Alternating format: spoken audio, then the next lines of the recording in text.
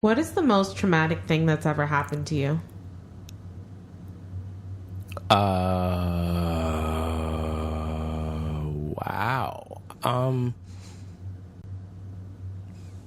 Slipping and falling on the ice and busting my lip when I was like 9. Jesus. So it's gonna be one of those episodes. I don't know. I can't think of anything that's like really that traumatic that's like stands out in my life. So think of something, and I'm gonna ask you that question again. Was this not traumatic for you? How do you forget this? Oh shit! Like, how do you forget that? Yeah. That's crazy. Okay, yeah. So, I guess that we should really start it just like this because that's amazing. That tells you how I really feel. Because to me, it doesn't matter. I don't pay attention. Anyway, start the episode. I like that. Let's see what this is. Let's just go. Hey y'all, it's Onika and J.R. and you are dishing with Dainty Dish. How are you doing, J.R.? Like, honestly, I don't even know if I care really, but like, how are you? I'm doing okay. I mean, I'm doing good. Frustrate me. I don't know. Like, just you asking that question was interesting because it's really how I feel. Because I don't think about it. I don't think about my skin, the vitiligo. I don't think about it. It's not a part of my everyday process of I'm good. Like, I'm actually okay with it. You know, I guess it must have been the most traumatic thing, but I don't know. It doesn't bother me now. That's good. It's kind of become a negative people repellent kind of thing. Mm-hmm. Like the kind of people that I would not want to be around don't come around me. You know, it's interesting because last week we were talking about how I'm having a party, right? Yeah. And so this particular party, I mixed 3 different social groups that I've been around for the past, I guess, 6 months to a year or so. Mm-hmm. And everyone that came was really cool, and everyone had a good time, and it was a really good environment. It was a really good event. It was really good. It was successful.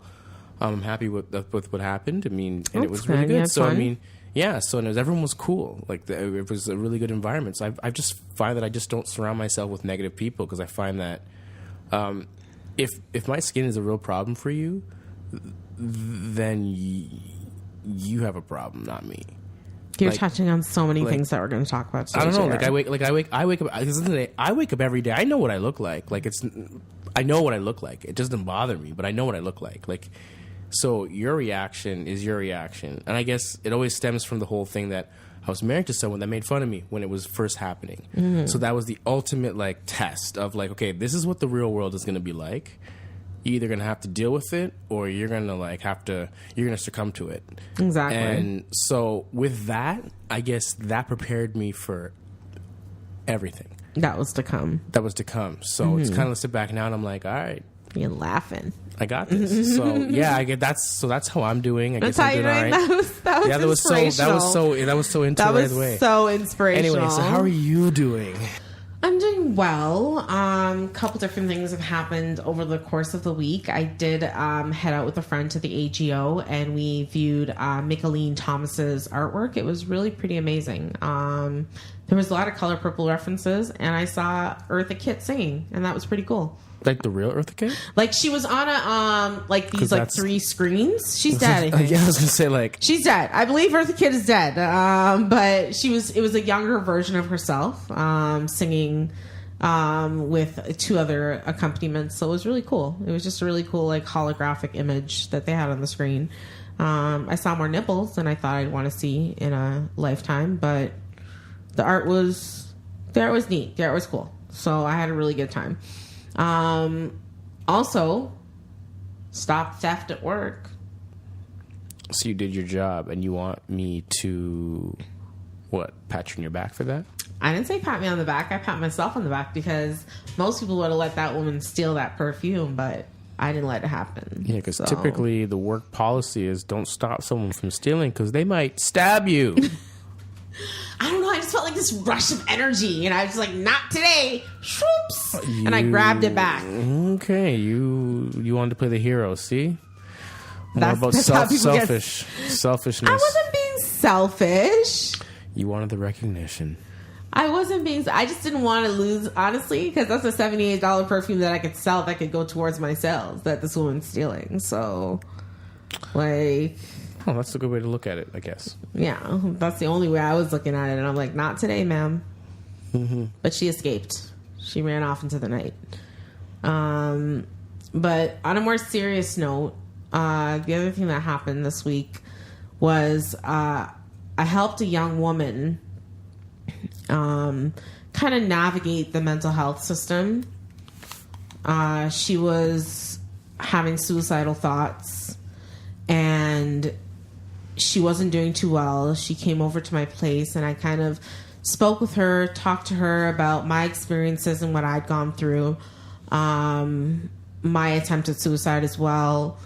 I talked to her about quite a few things, and eventually we decided together that she was better off in a hospital than out of a hospital. So she went into the hospital.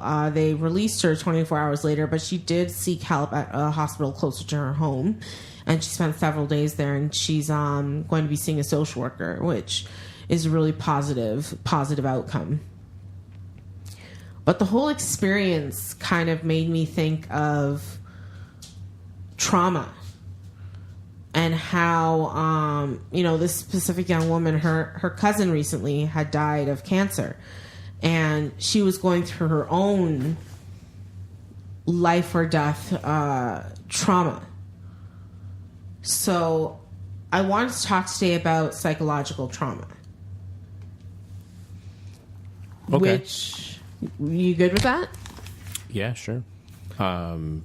You gotta like give me some definitions and stuff. Okay, so psychological trauma is a type of damage to the mind that occurs as a result of a distressing event that results in overwhelming stress that exceeds one's ability to cope or integrate emotions involved in the experience. Say that again. It is a type of damage to the mind that occurs as a result of a distressing event. It's the result of overwhelming stress that exceeds one's ability to cope or integrate emotions involved in the experience. Okay. So some signs of trauma: shock, denial, disbelief, anxiety, fear, sadness, hopelessness, withdrawal from others, numbness. These are all signs that trauma has occurred. Okay. So I've talked about it before, so I won't get too much into it, but I've experienced trauma over the course of my life, both childhood trauma as well as trauma in my adulthood. And the challenge, I think, with post-traumatic stress disorder, which is what I've been told I have, they've given me such a long diagnosis, I never even want to go over it. It's too much, quite frankly. And we'll talk about that later, actually. The only way I figured how to cope with it was going to therapy.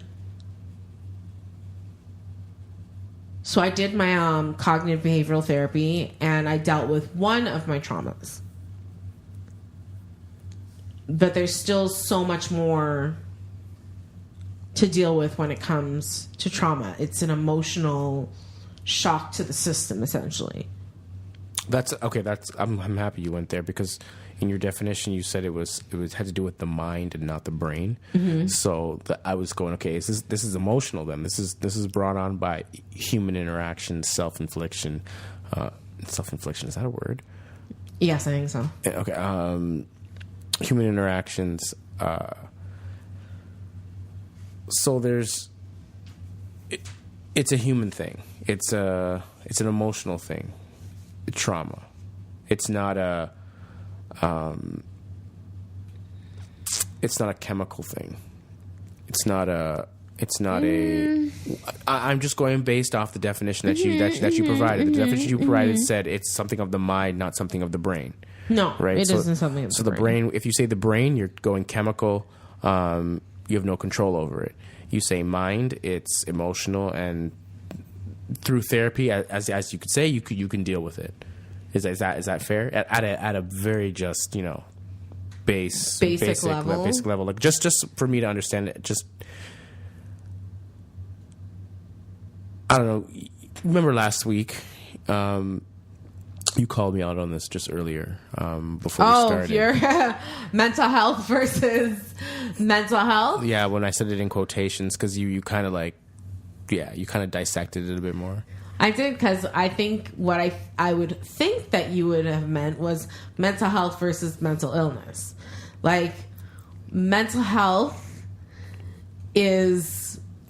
And this is something we're going to discuss later on with mental growth, but it has more to do with your well-being, your control over your emotions. Mm-hmm. Whereas mental illness is a disorder that you have that could be anywhere from schizophrenia to bipolar to the affective disorders, anxiety, etc. Okay, so that's kind of where I'm going with this. So now, I guess I'm just to get an understanding. Without, we'll probably get we got to get a professional in here to talk about this. But don't worry, we will. Just from my understanding right now, I'm saying that trauma seems to be more emotional than chemical. Trauma is more emotional than chemical. That's a fair thing to say. PTSD is considered a mental illness that involves exposure to trauma involving death or the threat of death, serious injury, or sexual violence. It causes intrusive symptoms like re-examining the experience. So essentially flashbacks. Got it. Right? So this is all of it's emotions, and it's all of the mind. And it's all based on external factors. Oh, absolutely. Like things that are happening to you externally, and you're processing them internally. Yeah, I mean, I've been around some guys that have been in the army, and they've some of them cannot, the smell of certain meats, just trigger them. So I get that. Okay, all right. So we're saying okay. I get where we are with trauma. Okay, let's go. Let's do this. Let's do this. Yeah. So, trauma, if we're looking at post-traumatic stress disorder, there's two different types that are classified. Okay, so why are we looking at post-traumatic stress disorder? Because post-traumatic stress disorder is often the result of a trauma. There are people if I don't want to compare us, but we're the only two people in the room. Yeah. So I would think if you were to go through a trauma, like we were talking about at the beginning of the episode with your vitiligo, let's call it, for just the sake of this argument, a trauma. Yeah. You bounce back quickly. You bounce back. You got over it quickly. You went through the process of feeling your feelings, and then you got your emotions in check, and you moved on. Okay. So some people could experience a similar trauma to you. And not bounce back so quickly, and experience post-traumatic stress disorder and all the symptoms that we discussed earlier: the disbelief, the shock, the grief, the shame, the self-blame, the numbness. People, you know what I mean? People experience things different ways, and that's where post-traumatic stress disorder comes in. That's where it goes from being your mental health to a mental health disorder. Okay. And post-traumatic stress disorder is considered a mental health disorder. Fair enough. So, if we're looking at PTSD, there's two different types that people will talk about when they're talking about post-traumatic stress disorder. There's the simple, which is basically a one-time event that happens, that you experience that causes trauma. So, for instance, a car accident. And then there's more complex trauma, which is chronic and long-term and can affect your ability to form relationships and make connections. So that's things like child sexual abuse. Okay. Sexual violence, assaults, things of that nature. So it's different from simple. Yeah. So when it comes to complex trauma, I would say the only difference between post-traumatic stress disorder and complex post-traumatic stress disorder is the being able to build relationships. You have a more negative self-view of a concept of yourself, and you can't keep your emotions in check. Whereas with PTSD, your fight or flight is influenced. So that's your ability to react. You're bombarded with flashbacks or the reoccurrence of the event in either your dreams or in your reality. And avoidance. So you use the defense mechanism of avoidance to avoid places, people, anything that reminds you of the event or the bad experience. Okay. And you've never experienced any of this. Am I going to avoid myself? Am I not going to look in the mirror? Am I going to, I don't know, hate myself? I don't know. Like, no. You didn't experience avoidance when you were going through the original... Avoidance of who? Of what? Of people, of places.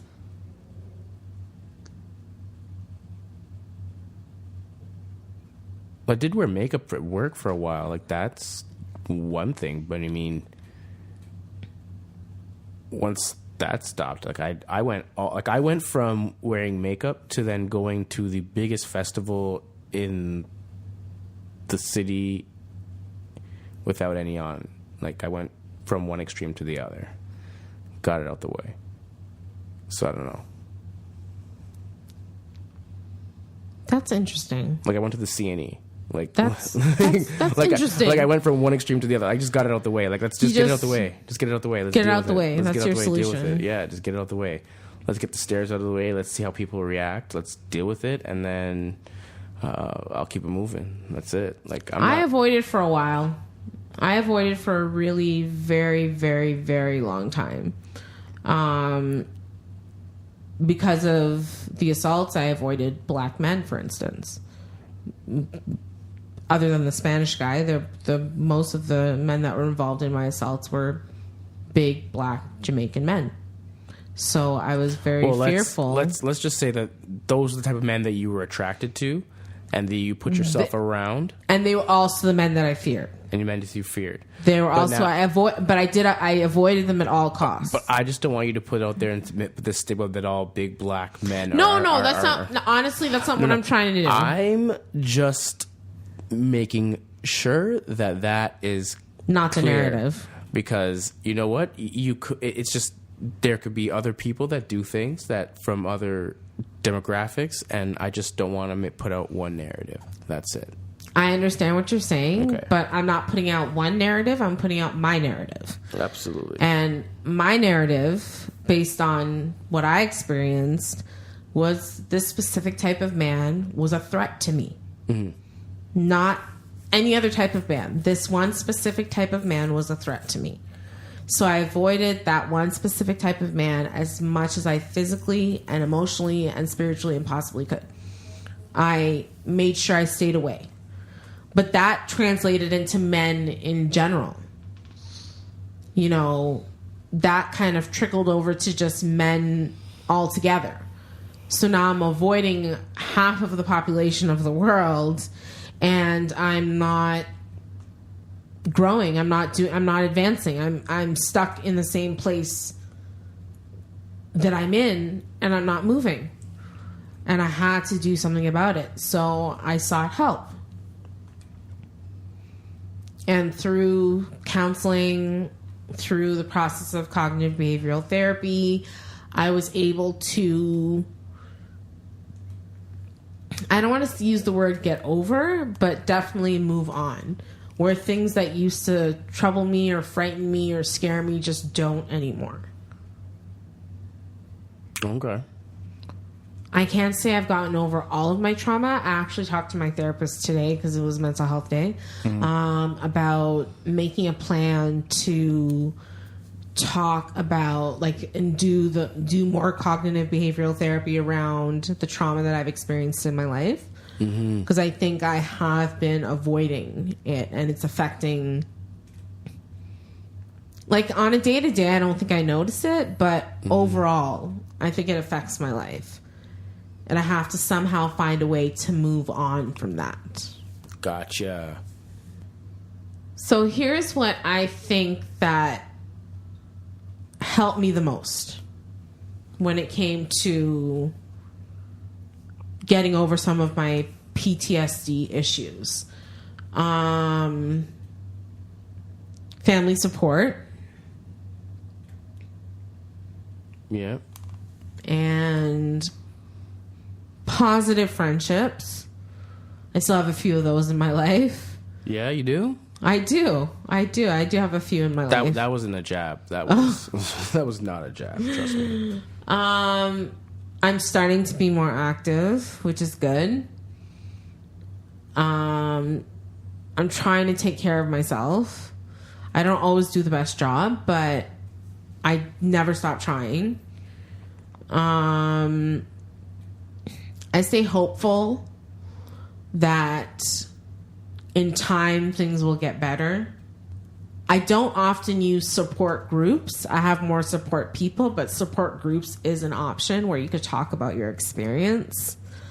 I'm not currently, I am currently taking medication. I take Ativan for my anxiety, but I don't often take it. I find over the years, it's been less and less panic attacks and anxiety attacks that I've had to take my medication. So I have it as only as necessary. And did I say lean on your friends and family? Yes. Okay. I'm saying it twice then. Lean on your friends and family. But if you do, going back to medication, if you do need to take medication, please consult your doctor before you take anything at all, and see if it's really going to help the overall problem and the symptoms. But the biggest one that's helped me, and I'll say it again, is therapy. I want to talk out my problems. I don't really keep things inside. I don't generally like to hold back. I like to talk about what's going on with me because I learned a long time ago by not talking about it and going back to the whole avoidance piece and avoiding it, I'm the one that's suffering. Nobody else is suffering but me. So I learned to talk about it with my therapist, with my friends, with my family, with JR. I'm sure he's sick of hearing it, but he's still there. He still lets me talk. And I think that's an important factor. Yeah, you should shut up sometimes, though. Me. I'm just joking. But yeah, seeking help though, I think that's probably one of the most key things with PTSD and when you're going through trauma. You're not going through it alone. There are other people that have gone through what you're going through and that can help you. There's trauma-centered therapy, like cognitive behavioral therapy, that can help you deal with the trauma and help you grow mentally, which was the next topic I wanted to talk about. Growing mentally? Mental growth. Like development, like cognitive development? Kind of like cognitive development, but it's more also geared to the emotions. So let's say, going back to our trauma conversation, you have a trauma and you want to alleviate the pain of that trauma. You have to experience some mental growth to get over what happened in the past. So I think mental growth is basically the same thing as emotional growth. Because in one situation, you can't cope with your issues, but with emotional growth, People who have emotional health are in control of their thoughts, feelings, and behaviors. They are able to cope with life's challenges, and they're aware of their emotions. I don't see how I can fit into this. You don't think you've grown mentally over the course of your life? Like, you don't think that you experience mental growth on a regular basis? Absolutely. I'm just thinking of to keep on topic of my vitiligo. I don't think that I can speak on like how that trauma and mental growth thing, like I don't know how to speak on that. I don't want to speak on it for you. No, you can't. I can. It's your experience. Don't even try. It's your experience. Don't even attempt to.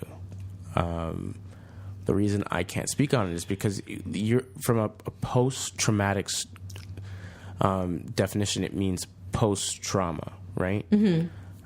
Well, this trauma is not going to stop, and so it's not. I'm never going to be in a post situation. It's just happening. It's just you gotta live with it. So I don't see how. But you said the way you experience it is different than it was before. In regards to how you feel about it, the way you experience it is different. It's constantly happening. I agree with that. But the way you're experiencing it, you said before. Well, I'm saying, okay, post traumatic. Like I accepted it and I moved on. I don't have a history. I don't have a history of. There you go, sir. What do you mean? You just said it. You accepted it and moved on. But that's the mental growth. But that's what I said before. But I'm just trying to think of like when you described post traumatic stress, you're saying that you have flashbacks, you think of things, you've got, like I don't have that. Like that's what I'm saying. I haven't experienced that. Like there's nothing. So you had a trauma. You don't have post traumatic stress disorder. Okay, and I know that. But I'm just saying, for the purpose of this conversation, I don't know how to relate. Like that's what I'm getting to. I don't know exactly how to relate to this particular conversation. In regards to mental growth? Yeah. Like, putting the vitiligo aside. I don't. No, putting that aside. Okay. I was saying to you, mental growth is similar, if not the same, as emotional growth. Oh, okay. Okay. Okay? Okay. Okay. So, by definition, it's the capacity of each of us to feel, think, and act in a way that enhances our ability to enjoy life and deal with challenges we face. This goes back to the conversation about mental health versus mental health that you were having before. This is actually the real definition of mental health, which is emotional growth, emotional stability. That's the real definition of mental health. What we talk about as mental health is mental disorders and mental conditions. I don't know. I have a hard time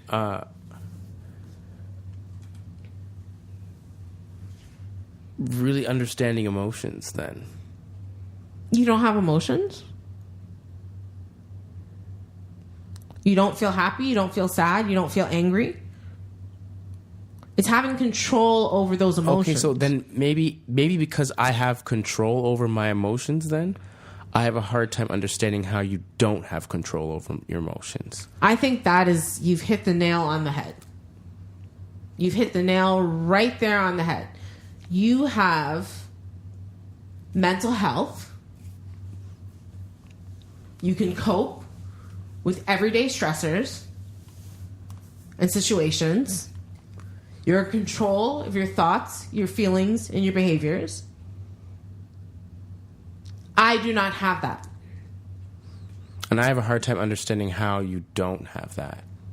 I think it's partially because I have a mental illness. So it makes my mental health even more of a challenge.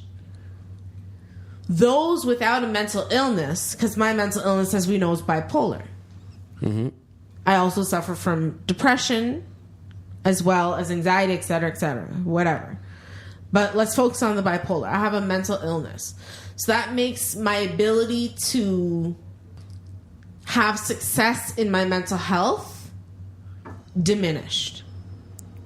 Okay, so but we've discussed that the bipolar's a mental illness, which is chemical, which is why you take medication to regulate the chemicals. Mm-hmm. So if the chemicals and the numbers are where they're supposed to be in the specific range, we can say that that is under control or in remission. Is that typically what the words we use? I don't know. Yeah, control, okay. Remission. Okay. So with that said, then we have anxiety and depression, which are emotions, which are of the mind. Which are a part of my mental health. Which are part of your mental health. Now, if everything else is if the chemicals are in control, we're now dealing with emotions. So, what about the emotions is off? Because I like, you know, like I'm thinking of it from like a logical perspective. Where it's like if you solve A, you solved for A, or what you solved for X. Okay, great, that equation's done. Now there's another equation over here that's yes, it's related, but it's still unrelated. And I'm just curious as to what's the emotional side there? So I'm gonna talk about my depression. I don't take anything for depression. I take antipsychotics for my mania. So my depression is just a part of my daily life. It could pop its head up, rear its ugly head anytime. As can it for anybody else. As can it for anyone else. Yeah. But what I'm saying is, my mental health, the things that I need to do sometimes to contribute to my mental health, and that's having the control over my emotions, my behaviors, my feelings, coping with everyday stressors. I don't cope well with everyday stressors. I'm the first to admit it. Okay, but I'm just looking at it as emotions equals choice. Emotions don't always equal choice, though. And mental illness equals chemicals, non-choice. I don't think emotions equal choice all the time, because if that's like saying depression, and I don't know if that's what you're saying, but that's like saying depression is a choice. It's an emotional, it's an emotional stance, state, but it's not a choice. I don't choose that around every October, November, every year, I'm just going to dip. My mood's going to dip. That too, because there are some depressions that are, for example, we've talked about situational depression.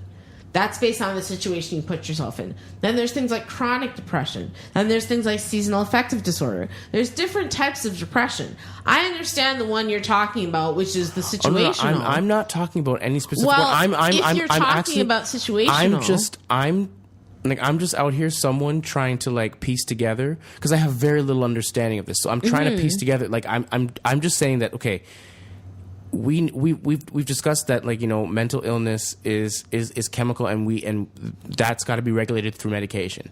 So if that's regulated through medication and it's currently under control, it's in remission, can we say that someone is stable and they can act and have a normal quote unquote normal life? Yes, I'm not saying we can't say that. Okay. So when you have a mental illness and you are medicated properly, we're saying that, okay, you can live a fully productive life.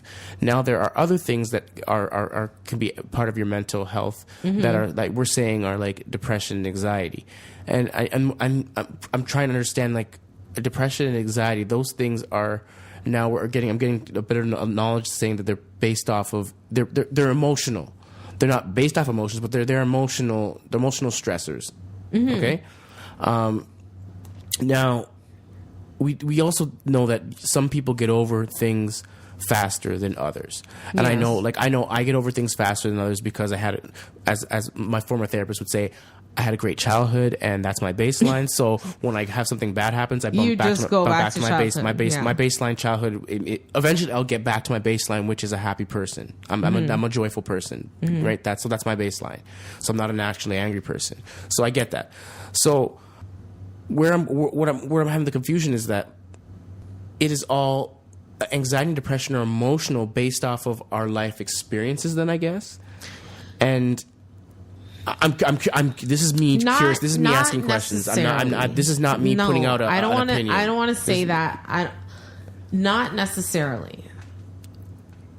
Because there are different, as I said, classifications of depression. There's depressions that people don't even know they're going through, Like, they haven't gotten diagnosed. There are people who self-diagnose. But if we're going to look at someone like me, for instance, okay, not only do I have depression with my bipolar, it's been proven over the years since the age of, I don't even know, 15, 16, 17, that every winter never fails. There'll be a period of time, maybe not all of the winter, but a period of time where my mood dips and I'm low and I feel depressed. It's not an emotional state of being. It's not based on an emotion. It's literally based on the weather. But okay, I would say to that every single person out there has a period of time throughout the year where they just get low. Now, some people say that, you know what, no matter what, I gotta make my mortgage payment, I gotta pay rent, I gotta do what I gotta do, so no matter what, I'm gonna get up and do it, I don't care. And then there's some people that will maybe stay in bed. And so I'm kind of like, I don't like, because when you say some people are depressed and they don't even know it. So those type of people that it's that just every year they get those are the people that get up out of bed, they go do their thing. So that means that if you're depressed, it doesn't mean that you can't do something. It means that you've chosen not to do something. No, I don't agree with that. And I feel like it's because you've never experienced it. Absolutely, you've never experienced depression. I'm telling you, there's nothing in my 35 years that would make me not want to bathe my skin in a day unless I'm depressed. I'm literally saying this is my I'm out here just asking questions. I know. I don't want you to feel attacked. No. You're elevating the energy in here. I am elevating the energy. You're like, I don't understand. I'm just saying, like, I grew up just like you grew up. Bathe your skin, wash your toe, wash in between the crevices of your leg, like all that jive. There's no amount of depression that I could control that would make me not bathe for 4 or 5 days in a row. Okay? There's no depression that if I could possibly control it. But I've been sad where I don't want to bathe and I haven't bathed in 3 days. It's happened. It happens to all of us. Like, I don't know. These things happen. So, I mean, but we have to make a decision. For me, it's like, you know what? If I don't get my ass up and go make some money, I can't pay. I'm on the street. So no matter how bad it is, unless I have to be in a hospital, I make the decision that I got to get up. What about those who have to be hospitalized for depression? How do you feel about them? It's not a matter about how I feel. But my feelings are don't mean anything. I'm just saying that I'm just curious to know, is it a choice? Because based on everything that we've said, it would allude to that it is a choice. Maybe not a choice that you have full control over, but from everything we're saying, it seems to be a choice. I'm not saying that I believe it's a choice. I'm just saying based on our conversation, it kind of seems like it's going that direction, and I don't understand why. And I'm just trying to figure out where are we? Because I look at it from a vantage point of, okay, your income, your rent is subsidized.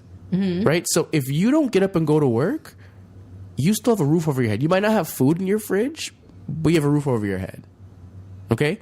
If you get hospitalized, your rent's paid for up to a year. Mm-hmm. Okay? So you have that cushion. Mm-hmm. For me, if I don't go to work, I don't get paid. If I choose not to do anything for an indefinite period of time, I could probably maintain my living for maybe about 6 months. Mm-hmm. After that, they're going to kick me out of my place and I'm going to be on the street. They'll sell all my stuff. right? So I don't have that quote unquote luxury. So I might look at things a little bit differently. I find it very hilarious that you call my mental health situational luxury. But we've had that conversation outside of this podcast, like, and where you've called it situational luxury. That's the reason why I've come up to it. No, I don't recall calling it situational luxury. You don't remember us having a conversation where you've said, you know what? I live in the ghetto. What are you talking about luxury? Hello. I didn't talk about location. I didn't talk about the type of places where we live. I just said that if you don't go to work, you have a roof over your head. If I don't go to work, I'm not saying that's. How's that the defining? It's not a defining position anything. of depression. No, it's not. I'm just making an observation. Okay. Based on the fact that I'm saying that we both have. There's different options. That's all I'm saying. Like the reality is. So it's easier for me to be depressed. No, it's not, because I'm just saying. Let's look at the big picture. The big picture is, you know what? If I decide I don't want to work, I can go live on my parents' couch. Okay, there's the bigger picture. Right, Mm-hmm. like so. Let's put that into the let's throw that into the equation. Let's throw that into the equation as well. But that just means I make a choice that I don't want to do things, and I'm like I don't. Honestly, as I've said, I have never experienced this, so I'm coming from the vantage point of someone who hasn't experienced this, and I'm just asking questions, because these are the types of things that I'm pretty sure if I'm thinking about it, just having a conversation with you, other people are thinking about it as well. And I'm not trying to fight with you on this. I'm just saying this is where my logical train of thought is leading me, because I'm not using emotions in this thought process. Okay. That's it. Like I'm not trying to like bash nothing. I'm just saying that's it. So this is my response to that. Yeah.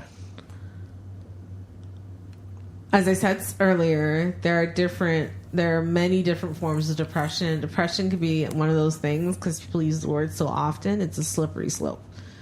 You don't know who's depressed from who's not depressed, who's clinically depressed from who's situationally depressed, from who's seasonally affective disorder depressed. You can't tell the difference. Mm-hmm. You know, and that's a shame, because people are self-diagnosing and they're not truly experiencing what depression is. And it is a debilitating mental health disorder. It's debilitating.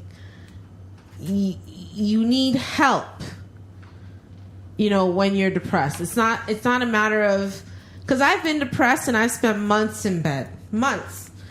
And true to what JR says, I had no job to go to. I was living with my parents. I read books all day and watched whatever the version of Netflix was at the time that we had it. I didn't have much to live for or do with my life. And that is not true today. Today I have a job, I have responsibilities, I have this podcast, I have my therapy, and that's what has gotten me through most of my depression. It's building the tools in therapy to drag myself out of it. Like, it's not a choice that I consciously make to feel low or unmotivated, because I am a motivated person in general. Here's where I say we've discussed this before, that you, and we've discussed with other guests on the show, mm-hmm. where you can't get mental health help until you as an individual want it. You're forgetting that I'm the same person that's seen you go through how many episodes, and you not wanting help and you not getting help until you made a choice to say that and acknowledge that you need help. So that's where, like, all these things, that is a choice. So all these things I'm looking at, I'm just like, choice. That now, definitely is a choice. I look at because I was technically diagnosed with situational depression. So, but mine was resolved by my mother saying to me, you can live here for a little while, but you can't stay here.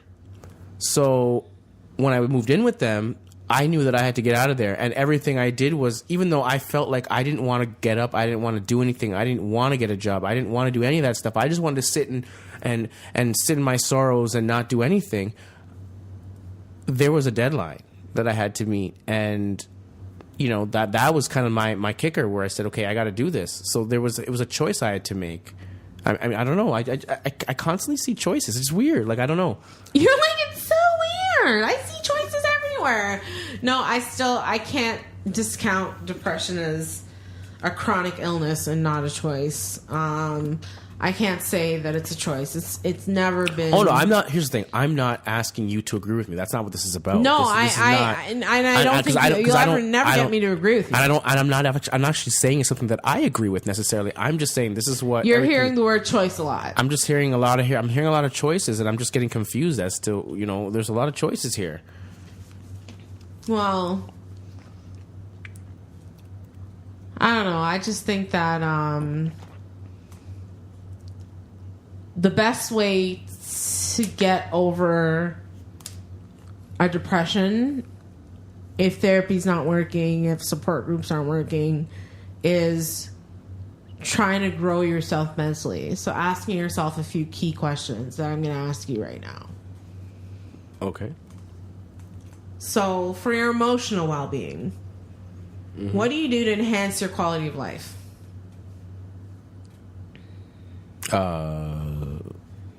What do you mean? What do you do to enhance the quality of your life in regards to your emotional well-being? I don't know what emotional well-being means. I defined it earlier. Can you define it again? They're in control of their thoughts, feelings, and behaviors. They're able to cope with life's challenges, and it's being aware of one's emotions. And what do I do to enhance your quality of life?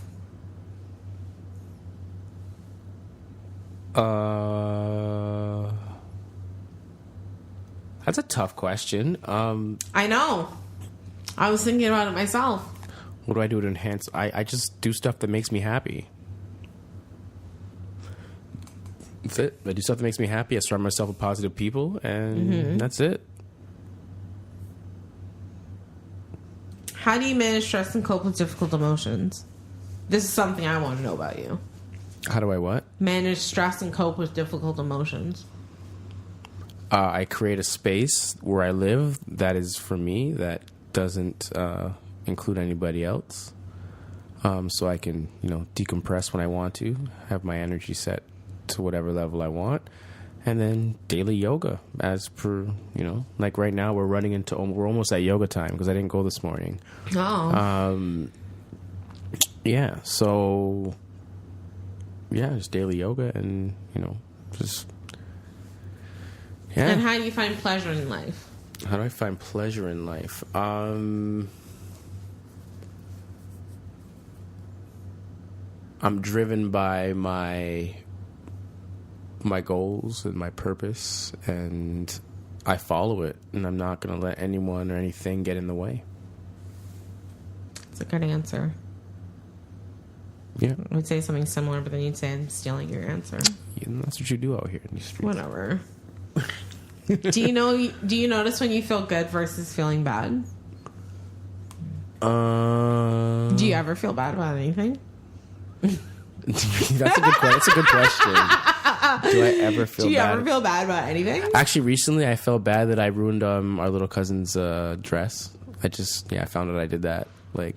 Yeah, so I quickly bought another one. It's being shipped there. It should be there in 10 days. Yeah, I felt bad. That's honestly the only thing that I feel bad about in the last. You don't feel bad about anything. Well, I mean, I don't really do things that I'm going to feel bad about. I don't put myself in situations where I'm going to have to feel bad. Except for that, I don't. Yeah, I told her to hold some chicken wings and sauce, and But it's okay. They still had her size, and we got that dress. It's gonna be mailed right over. I didn't realize it's so close to Christmas. So I don't know. It might not get there till January, but hey, we did it. We did it. It's on the way. So we talked about emotional well-being. I want to talk about psychological well-being now. Yeah. What gives your life meaning, purpose, or a sense of direction? Say that again. What gives your life meaning, purpose, or a sense of direction? Striving towards my goal. It's all about goals, right? Yeah, living my purpose, striving towards my goal. I've got a purpose here. I've got a goal, and I'm going to obtain it, and that's it. I'm not even going to ask you the next question because it's counterintuitive. Okay, what is it? Do you feel comfortable expressing your ideas and opinions? Does it depend on what setting? It definitely depends on what setting, because I don't really express my true opinions to anybody. I keep those close to the chest. I learned from my mistakes. Oh, Lord. Yeah.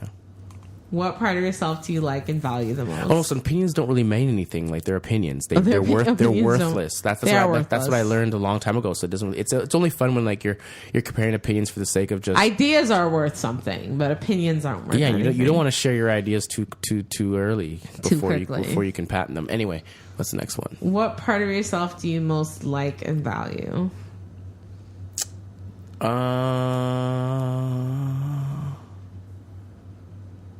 My ability to learn new things very quickly and to some degree almost master them. Oh. How fetching of you. Well, I recently got a comment that, oh my gosh, I'm domesticated. Like I don't need a woman. And I was like, you're right. I don't need a woman. I might want one eventually. You couldn't have gone the whole podcast without saying that. It was an amazing moment. You couldn't have gone the whole podcast without saying that. It was an amazing moment. For me, it's my tenacity. Spell that. TNACITY. Use it in a sentence. Please choose another word to describe how. No, I can't use it in a sentence. But yeah, it's my tenacity. No, you have to use it in a sentence if you're gonna actually use the word. She was tenacious in the pursuit of her goals. That's not the word tenacity. Tenacity, tenacious, it's the same thing. No, but I want you to use the word tenacity. You spelt the word tenacity, so use the word tenacity in a sentence. Please. Her tenacity was at a level like no other. Sure. Okay. Go ahead. Whatever, I used it. Yeah, keep it moving. What experiences have challenged you to grow and become a better person? Failed marriage. Oh. Ding. Can't forget about that. Ding. That one was crazy. That one's been the most that one wins. That one wins? Yeah, boy. I think just being bipolar in general. It's been quite the challenge. Okay. It's been quite the challenge. And it's helped me grow a lot as a person. Okay. I wouldn't have been able to do what I do without having a mental health disorder. So yeah, pulling things out of people's purses, definitely a klepto type of thing. Do you blame that on your mental health? No, that was all me. Okay. That was all me. Was that mean? Was that mean? That wasn't mean, because I still think I did a heroic thing. Okay. Denial, like that. Yeah.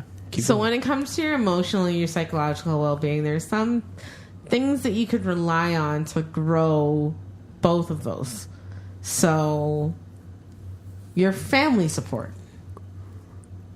having positive friends. Yep. You talked about that earlier. Do you have any mentors? Yeah. I'm in the market for another mentor. I could use another mentor. I have a mentor, but I could always use another one. Good people. Yeah, good people surrounding you. Mm-hmm. Healthy activities, which I've started to. I went to the gym this morning. Did I tell you that? Congratulations. Whatever. It's nothing to congratulate me about. I was just sharing a story with you. Okay. You went to the gym. I went to the gym this morning. That was my healthy activity. Okay. Medical and professional services and support is key when you're talking about growing yourself emotionally and psychologically and mentally. Staying connected with just the world around you and being mindful of your space. Gotcha. And the people around you that you surround yourself with. Again, going back to positive friendships and positive people. This one you're going to like, stepping out of your comfort zone. I feel like you've done this all year. I've done it my whole life. What are you talking about? Well, the year that we've been doing this podcast, I mean. Mm-hmm. Like, you've stepped out of your comfort zone. You've done things that I'm sure you imagined you could do, but he made the efforts to just go out there and do them, and that to me is pretty incredible and something to be admired. It's not a matter of stepping out of my comfort zone. It's just taking the effort, making the effort to do it. That's all. keeping your mind engaged by things like Sudoku or puzzles or crosswords. Sure. So staying mentally engaged. What do you do to stay mentally engaged? I read books. Read books. Yeah, just finished Crazy Rich Asians. How was it? It was really good. I didn't see the movie, but I don't even want to now. You don't want to. The book really was too good. The book was really good, actually. Have clarity about what you want, which we all know you know what you want. So just make sure you have clarity about it. Mm-hmm. And have an impact on something greater than yourself. What's the thing greater than yourself that you have an impact on, JR? The world. You have an impact on the world, do you? Absolutely. All right. Well, those are just some of the ways that you could help yourselves grow mentally. You have a podcast that's distributed globally. There's listeners. There's listeners. The world. I forgot about that. Shout outs to everybody listening globally. Shout outs to Spain. Spain, the UK. Shout outs to Spain. The US, Canada. Hola. All over the place. Thank you so much. Yeah. Sometimes I forget it's not just us in your kitchen, just like talking to each other. There's people in Asia as well. It's okay. I forget this touches people globally. Yeah, it's cool. It's why amazing. Why else would I do it? Why else would I do it? Yeah, people actually listen to the two of us go back and forth and bicker and just talk, and me actually just say things that I probably wouldn't say to somebody. No, because you're ridiculous. No, it's because you're my cousin first before anything. Before anything else. Yeah. And I'm a mental advocate before anything else. So it kind of works because I'm your cousin before an advocate. It jives.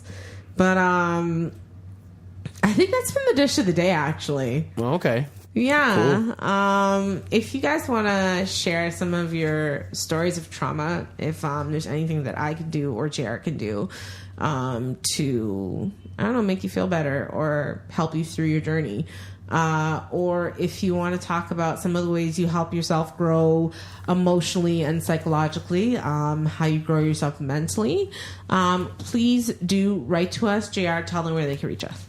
Yeah, definitely. You can reach us at dysh, dysh, at daintydish.com. You can also check us out on the website, daintydish.com.